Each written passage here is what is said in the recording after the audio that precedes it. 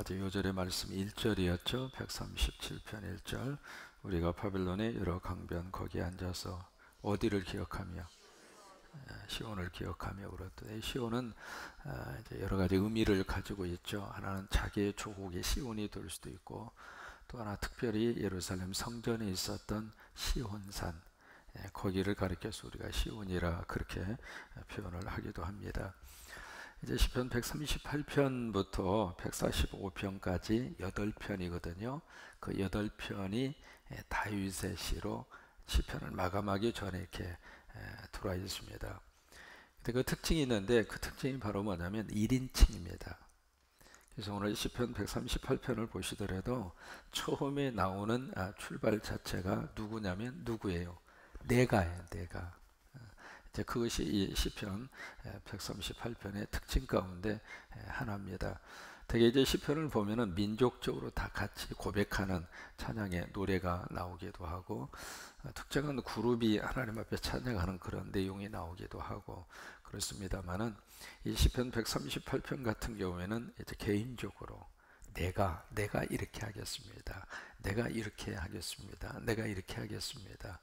이런 믿음 생활 가운데 공동체 속에서 내가 하나님 앞에 드릴 수 있는 헌신과 내가 하나님 앞에 바칠 수 있는 것이 있으면 축복이잖아요. 그래서 바로 이제 바로 오늘 시에서 그런 내용들을 우리에게 이야기를 하고 있고요. 가장 많이 등장하는 단어가 감사입니다. 감사라고 하는 단어가 여기에 3번 등장을 하고 있는데, 1절에 보시면 내가 전심으로 누구에게 감사해요?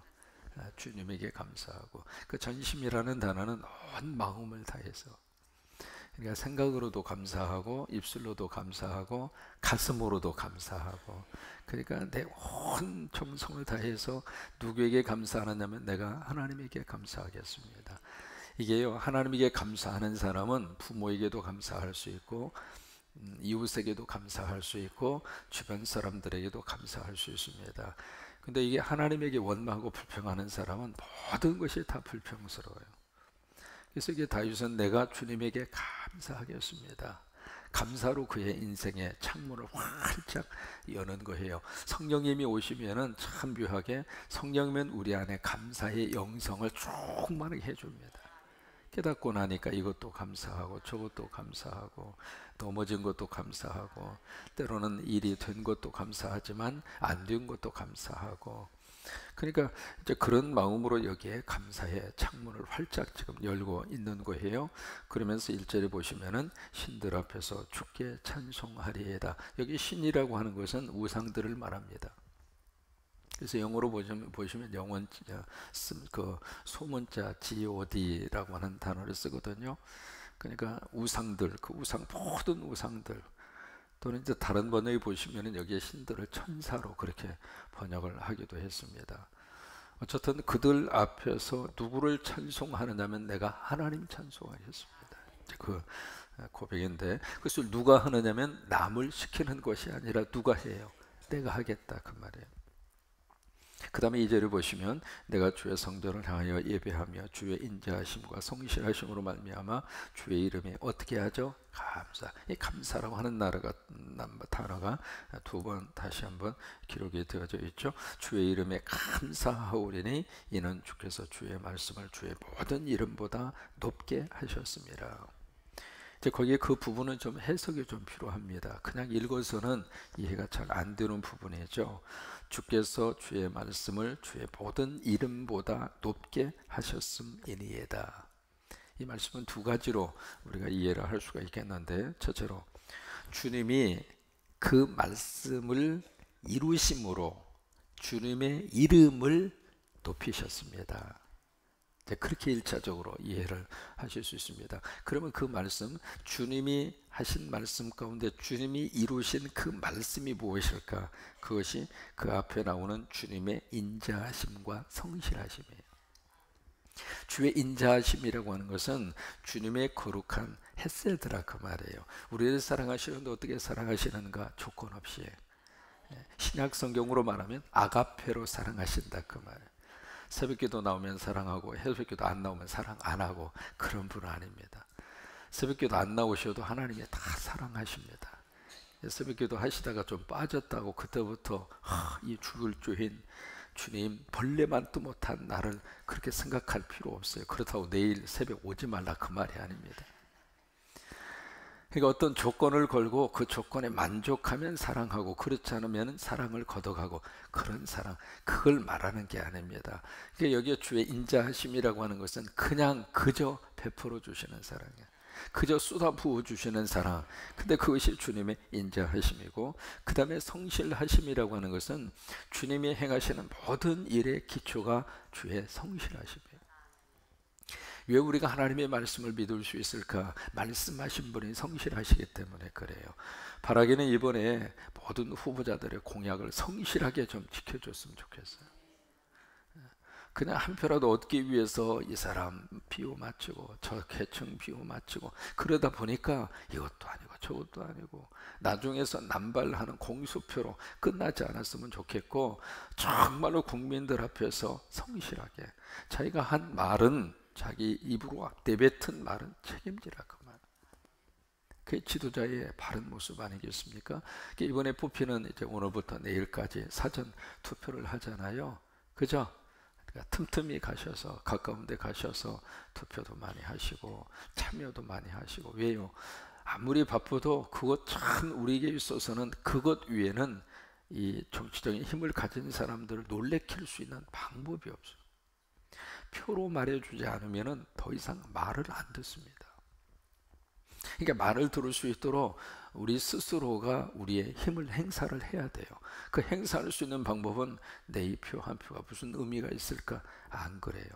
그 모든 표들이 다 의미가 있어서 모아져 가지고 정치권의 판도를 바꿔버리는 것이고 하나님이 기뻐하는 나라로 바꾸어 가는 것이고, 그렇게 할 수 있는 너무 귀한 힘이 있는 것이 바로 가서 콕 찍는 바로 그 한 표에 달려져 있거든요.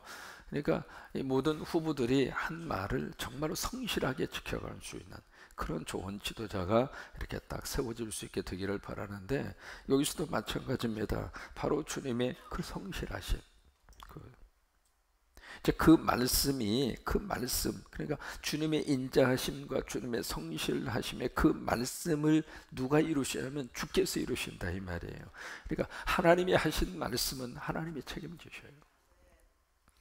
그래서 신실하신 하나님, 회전하는 그림자가 없으신 하나님, 그 말씀을 그렇게 쓰고 있는 거예요. 쉬거나지 아니하시는 하나님, 그런 표현들을 그래서 쓰고 있는 거예요. 그래서 그렇게 하심으로 말미암아 주님의 이름을 높이시나이다.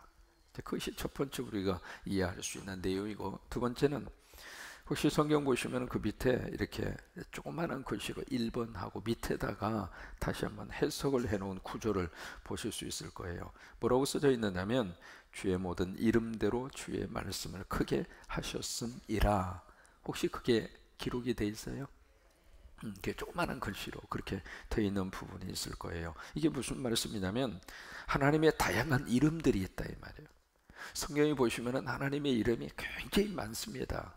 그 다양한 여러 가지 이름대로 하나님이 역사하셨다 그 말이에요. 예를 들면 여호와 이레, 그것은 준비하시는 하나님이잖아요. 그러니까 여호와 이레 그 이름대로 하나님이 우리를 위해서 준비해 주셨다 그 말이에요. 그래서 우리 인생을 준비해 주시고 우리 미래를 준비해 주시고 우리 자녀들을 준비해 주시고 우리 조국의 앞날을 준비해 주시고, 그게 바로 뭐냐면 여호와 이레라 그 말이에요. 특별히 우리가 몸이 아플 때 그때 우리가 기억하는 하나님의 이름이 여호와 라파입니다. 한번 해보실까요? 여호와 라파. 그래서 몸이 아플 때 여호와 라파, 여호와 라파 그렇게만 하셔도 돼요. 왜? 그 이름 속에 내 기도와 하나님의 역사하심이 그대로 담겨져 있거든요. 그러니까 여호와 라파, 여호와 라파, 치료하시는 하나님, 치료하시는 하나님 그 말이거든요. 그러니까 여호와 라파 그 이름대로 하나님께서 역사하셔서 하나님이 영광을 받으신다. 이제 그렇게 두 번째로 해석할 수 있는 그런 내용입니다. 그래서 2절 말씀에서도 바로 감사가 여기에 표현이 되어져 있는 거죠. 그 다음에 4절에 보시면 여호와여 세상의 모든 왕들이 주께 감사할 것은 그들이 주의 입의 말씀을 들음이오며. 여기 이제 세상의 모든 왕들, 통치자들이죠. 권력을 가지고 있는 모든 사람들이 결국에 가서는 하나님께 감사할 것이고 주님에 감사할 것이고, 왜? 그들이 하나님의 말씀을 들은. 그러니까 그것을, 하나님의 말씀을 듣는 하나님의 모든 통치자들은 하나님 앞에 감사할 것이다, 그 말이에요. 그러니까 이게 지금 다윗 마음속에 이게요, 다윗의 일생을 통해서 우리가 느끼는 것 가운데 하나가 있습니다. 환경이 좋아져서 그 다음에 하나님 앞에 감사하고 예배하고, 그거 아니에요.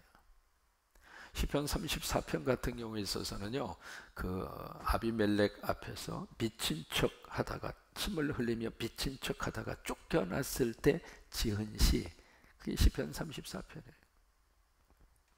그런 상황 속에서 감사 예배 못해요. 근데 그 속에서 시편 34편 첫 번 출발이 뭐냐면, 내가 온종일 온 마음을 다해서 하나님을 송축하며 주께 감사하리이다. 감사부터 하고 보는 거예요. 그러니까 너희가 아무것도 염려하지 말고 오직 모든 일에 기도와 간구로 너희 구할 것을 어떻게 함으로. 왜 그 감사, 기도 속에 감사를 섞을 수가 있을까? 이 기도를 통해서 하나님이 역사하실 것을 믿으니까.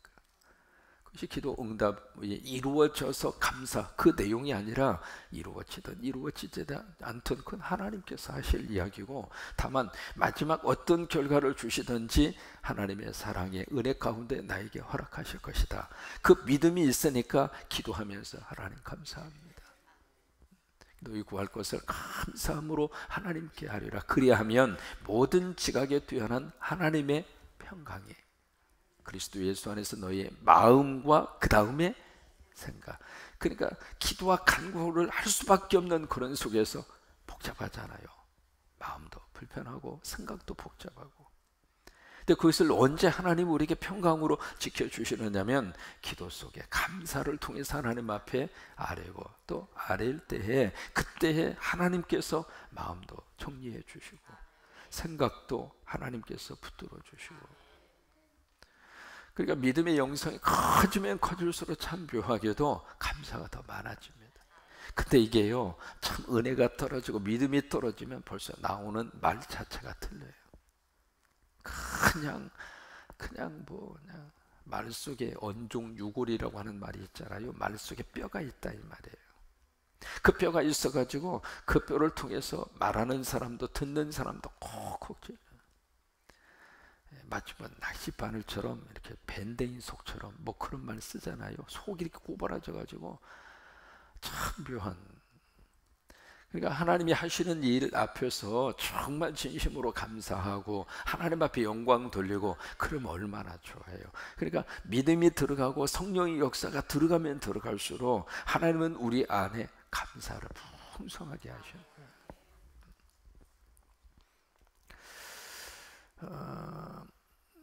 바로 이것이 그 다윗이 형편이 좋아서 지금 감사하겠다 그 말이 아닙니다. 환난 중에도 어려움이 있지만은 그 속에서 내가 감사를 선택하고 내가 감사를 하겠습니다. 이것을 뭐라고 표현하냐면, 영어로는 이제 I will 그렇게 되어 있어요. 내가 그렇게 할 것입니다. 그것을 우리말로는 의지 미래라고 합니다. 의지 미래. 내가 스스로 그렇게 하겠다 그 말이에요. 내가 그렇게 선택을 하고 내가 그렇게 하겠습니다 라고 하는 거예요. 사랑도 똑같습니다. 사랑도 의지적인 선택이에요. 내가 그렇게 하기로 마음 먹고 내가 그렇게 하겠다고 하는 결심이고 선택이에요. 그게 사랑의 모습 가운데 하나인데, 감사도 마찬가지거든요. 그러면서 여기 한 가지 주목하고 싶은 내용이 2절입니다. 2절에 보시면, 내가 주의 성전을 향하여 뭐하죠? 예배한다는 단어가 나옵니다. 내가 여기서 예배를 하겠습니다. 예배. 여러분, 믿는 사람의 가장 중요한 기본이 뭐냐면 예배입니다. 군대에 딱 가면은요, 군인의 첫 번째 기본 자세가 바로 뭐냐면 차렷 자세입니다. 군대의 모든 곳에 군인의 기본 동작은 차렷 자세예요. 차렷이 안 되면 처음에 들어가자마자 가장 먼저 철저하게 훈련시키는 것이 차렷 자세인데, 차렷 자세를 할 때 딱 해서 이 무릎과 무릎이 막 이게 닿아야 돼요. 제가 탔어요, 안 탔어요? 이게 훈련이 안 된 사람은 이루고 있는 거예요. 벌어져 있는 거예요. 이거 붙이라 이 말이에요. 이것을 붙이고 손을 어떻게 해요? 손을 여기다 딱 켜서 하고 눈은 전방 45도 각도로 딱 의식하고 이러고 있으면 안 되거든요. 이러고 있어도 안 되고. 그래서 시선이 정확해야 되고, 그리고 팔을 딱 붙여가지고 여기다가 흔들리지 아니하도록, 그리고 무릎과 무릎사리를 딱 붙이고, 이게 차렷 자세의 기본이거든요. 이게 안 되는 사람은 이러고 있으면은 와서 그냥 조인트를 가요.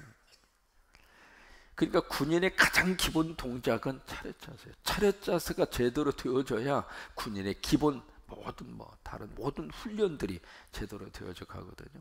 여러분 태권도의 기본 자세 뭐예요? 기마병 해서 뭐예요? 이거잖아요. 이게 태권도의 기본 자세거든요. 그러니까 태권도 배울 때 가장 많이 하는 게 이거잖아. 이거. 기본 자세가 안 돼 있으면은 그 다음부터 다른 저희가 제대로 들어갈 수가 없습니다. 골프 혹시 치시는 분 계세요? 골프의 기본 자세 혹시 아세요? 골프의 첫 번째 기본 자세, 이게 어깨에 힘을 빼는 거예요. 그 다음에 시선이 볼이 있으면은요, 볼에서 시선이 멀어지면 안 돼요. 가장 힘든 게 바로 그겁니다. 세 번째, 고개를 들지 말라. 꼭 써놨다가 골프 칠 때 꼭 써먹으세요. 가장 기본적인 건데 가장 틀리는 것이 그 세 가지입니다. 어깨에 힘이 들어가는 거예요. 왜? 멀리 치고 싶은 거예요. 근데 어깨에 힘이 들어가서 이 스윙을 한다고 그러거든요. 골프채를 가지고 스윙을 하면 어깨에 힘이 들어갈수록 볼이 조금밖에 안 가요. 참 묘합니다. 힘 빼야 멀리 가요. 하나님 앞에서 힘 빼는 게 훨씬 나아요. 아버지 앞에서 뭐 힘 주고 있어봤자 뭐합니까? 아니 폼 잡을 데가 없어서 아버지 앞에 와서 폼을 잡아요? 자식놈이 딱 와가지고 아버지 이러고 폼 잡고 있으면은 그 제대로 된 자식입니까? 아버지 집에 와서는 힘 빼는 게 좋아요. 서로 한번 알려주세요. 힘 빼세요. 뭐 힘 주고 그래요? 아버지 앞에서 눈에다 힘 탁 주고 말이죠. 어깨에다 힘 탁 주고 자기만 힘들어. 힘 빼라고. 골프 칠 때 이게 어깨에다 힘이 들어가면 이게요, 오비라고 그래가지고 늪지대 같은데 빠진 걸 오비라고 그래요. 왜 이렇게 잘 아느냐고요? 이미 목회할 때 교인 50명이 맨날 골프만 쳤어요. 그래서 나 목회하는 동안 나 골프 안 친다. 교인들이 하도 골프를 많이 쳐가지고 모이기만 하면 골프 이야기 하는 거예요. 그래서 내가 얻어두는 게 그렇게 많아요. 애적하는 건 내가 어느 정도 합니다. 치지는 않아도. 그리고 어깨에다 힘을 빼야 이게 자연스럽게 해서 멀리 이렇게 비거리라고, 비거리 골이 가는 그 거리를, 그 비거리가 이렇게 늘어나는 거예요. 그 다음에 절대로 이 시선에서, 이 볼에서 시선이 떨어지면 안 되는데, 왜 이게 못하느냐면 칠 때 자기하고 이렇게 자꾸 시선이, 눈이 자꾸 이렇게 뽀록뽀록하고 같이 가는 거예요. 그러다 보니까 고개를 들어요. 들어서 볼이 이게 제대로 안 가는 거예요. 그 골프의 기본 자세는 그 세 가지예요. 그 기본 자세가 딱 되어져야 골프를 잘할 수 있어요. 그러면 성도의 기본 자세가 뭔가? 성도의 기본 자세는 예배예요. 예배가 기본 자세예요. 이게 예배의 기본 자세가 제대로 되어져야 그 다음에 신앙의 헌신도 나오고, 그 다음에 충성도 나오고, 그 다음에 하나님 앞에 쓰임 받기도 하고. 이게 기본이 안 돼 있으면은요, 다 엉망, 전부 다 엉망. 예배의 기본은 철저하게, 그 성도의 기본은 바로 예배라고. 근데 보세요, 이 예배가 우리가 어느 정도 갖추어져서 하나님 앞에 최고의 예배를 드린 건 아니에요. 시골교회에 강상 목사님이 이렇게 오셨어요. 그래서 강상 목사님 오셔가지고 이제 장로님이 예배 사유를 이렇게 보시면서 목사님을 소개해야 될 거 아니에요. 이제 목사님 나오셔서 하나님의 말씀을 전하시겠습니다. 이제 그렇게 하려고 마음을 딱 먹은 거예요. 맞잖아요. 목사님 나오셔서 하나님의 말씀을 전하겠습니다. 그렇게 하려고 딱 마음을 먹고 소개를 했는데, 갑자기 여러분 앞에 서면 눈이 다 두 개지, 바라보는 건 많지, 떨리거든요. 이게 장로님도 떨린 거예요. 떨려서 어떻게 소개를 했느냐면, 이제 하나님 나오셔서 목사님 말씀 전하겠습니다.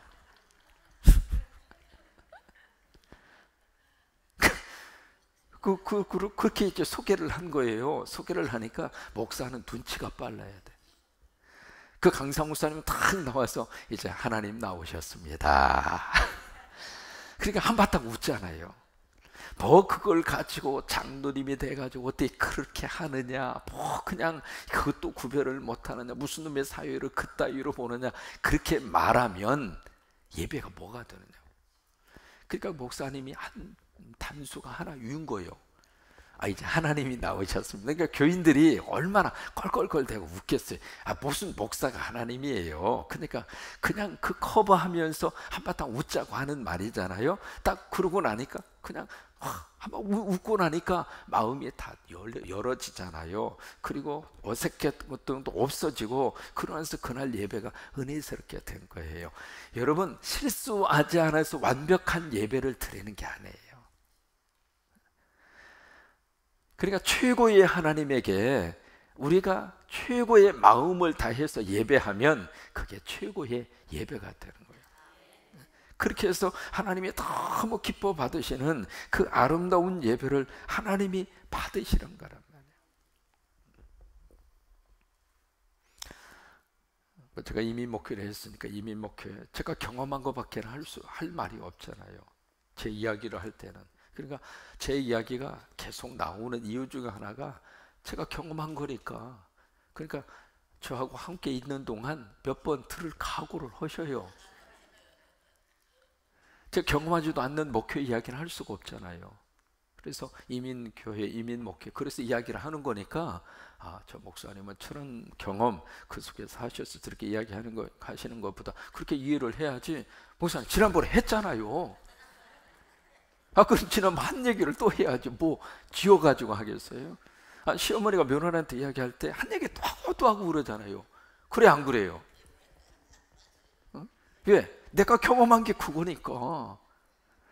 이거 맞는 얘기예요, 그게. 뭐냐면 이미 목회하면서 가장 힘들었던 것이 예배 처소입니다. 그래서 가장 간절한 눈물의 기도가 뭔 줄 알아요? 자체 성전을 갖게 해주세요. 내 교회당 갖는 것이 그렇게도 꿈이에요. 비싸기도 하고 교회가 여력이 없으니까 건물 구하는 것도 힘들고. 그래서 이게요, 자체 성전을 갖는 것이 너무 꿈에도 그리워할 정도로.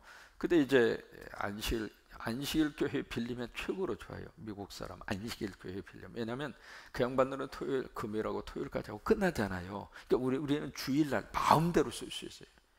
그래서 교회당 빌릴 때 안식일 교회는 최고로 인기 있는 교회당으로 빌릴 수가 있어요. 그게 최고로 좋은, 우리들이 쓰기에 편하니까.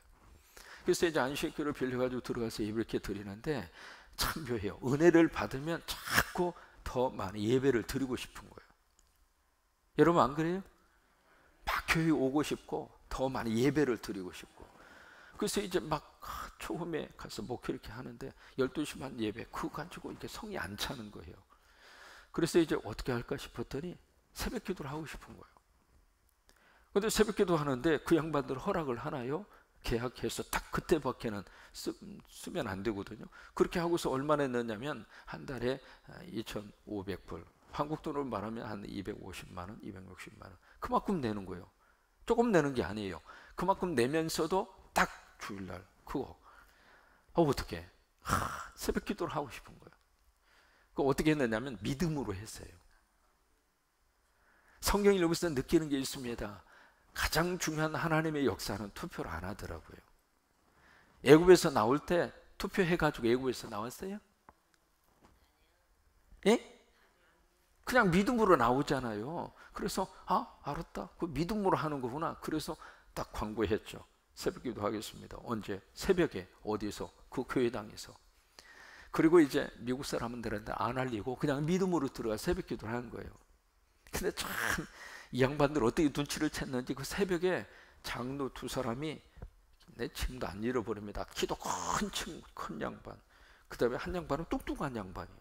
한 사람은 키가 크고 홀쭉한 사람이고 한 사람은 뚱뚱한 사람이고 둘이 왔다 갔다 해요. 앞에서 새벽 예배 인도하다가 보면 뭐냐면 이 코리아, 이 한국 사람들이 새벽에 뭐 하나 싶어가지고 와서 감시하고 있는 거예요. 그러면 여기서 더 크게 기도하는 거예요. 저 사람들이 한국말 알아듣든 못 알아듣든 그냥 주야 하면서 그냥 속으로 물러가라 그러면서. 근데 사실은 주인은 그 사람들이거든. 그래서 이제 막 그래도 막 그리고 기다려 뒤에서. 그래서 더 안 나가. 개인 기도 시간을 길게 갖는 거예요.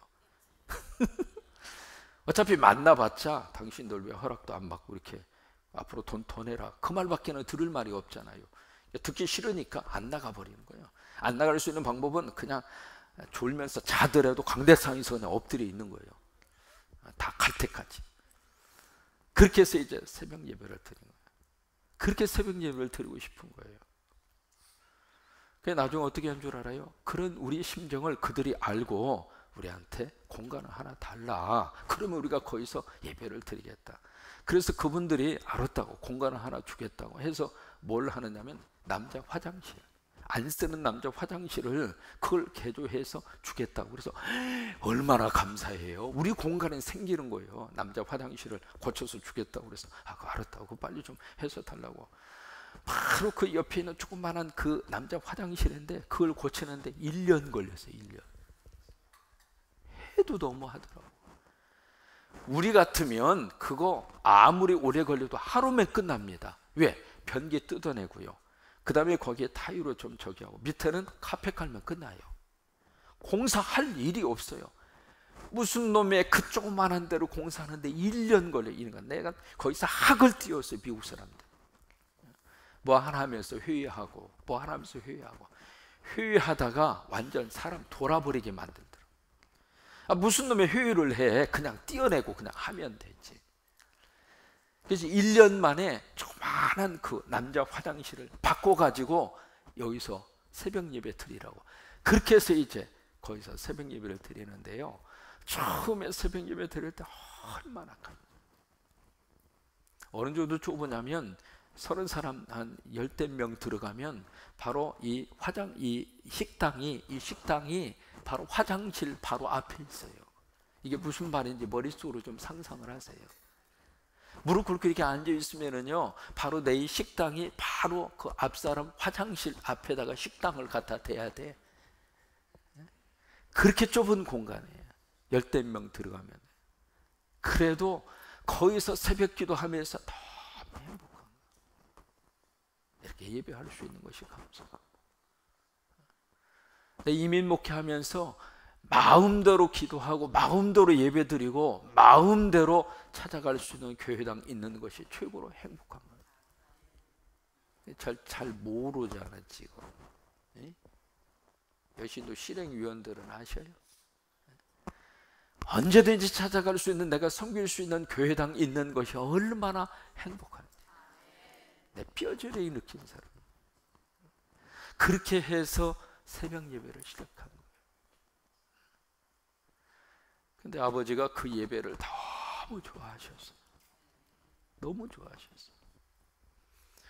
여러분, 향수 중에서 가장 비싼 향수가 발칸반도의 산맥에서 나옵니다. 어디서 나오면 그 발칸반도 바로 거기서 나오는 장미에서 추출한 그것이 가장 최고로 비싼 향수인데, 그 장미를 언제 추출을 하냐면 밤 12시에서 새벽 2시 사이입니다. 그때 추출한 장미가 최고로 비싼 향수가 나와요. 약재 중에서 우황이 있잖아요. 우황은 어디서 나오냐면 병든 소에서 추출하는 거예요. 정말 감동스러운 예배는 편히 앉아서 졸면서 거기서는 안 나와. 끄벅끄벅 졸면서 그냥 예배에 긴장감도 없이 그런 데서는 감동 예배가 안 나와. 모리아산, 자식놈을 잡아 바쳐야 하는 예배의 심정으로 그때 드리는 예배가 진짜 예배. 그래서 여러분, 새벽 예배는 긴장해야 드릴 수 있는 예배거든요.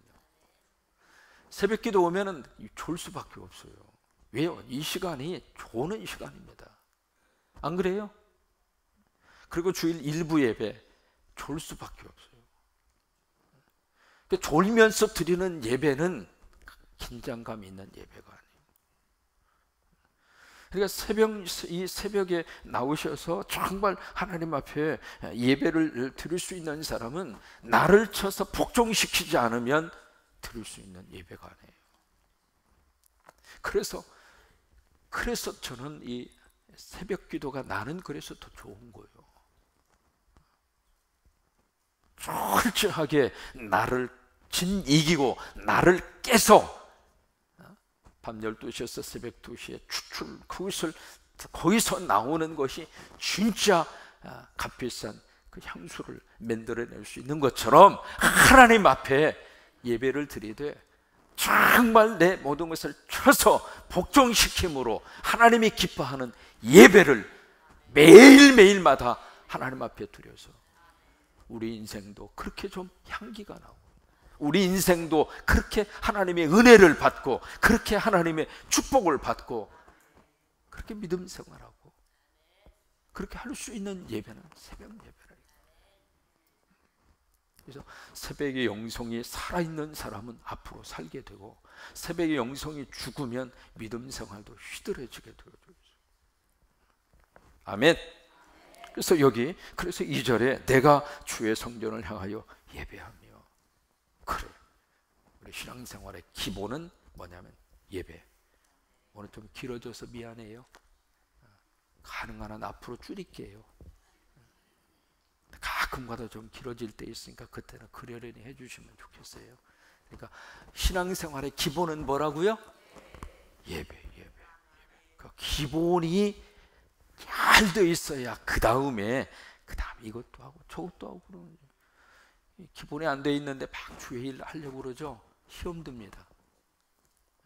열정은 있어서 이것도 하고 싶고 저것도 하고 싶고 막 하고 싶어요. 그 대표적인 케이스가 바로 마르다입니다. 마르다는 기본이 안 돼 있는 상태에서 막 헌신을 하려고 그랬잖아요. 그러다 보니까 혼자 일하다 보니까 동생이 저 친구 뭐해? 나 지금 일손이 지금 바빠 죽겠는데 지금 이것도 해야 되고 저것도 해야 되고, 그러다 보니까 속에서 불만이 나와가지고 예수님에게까지 가가지고 예수님 마리아한테 이야기해서 좀 나 좀 도와달라고 그러라고.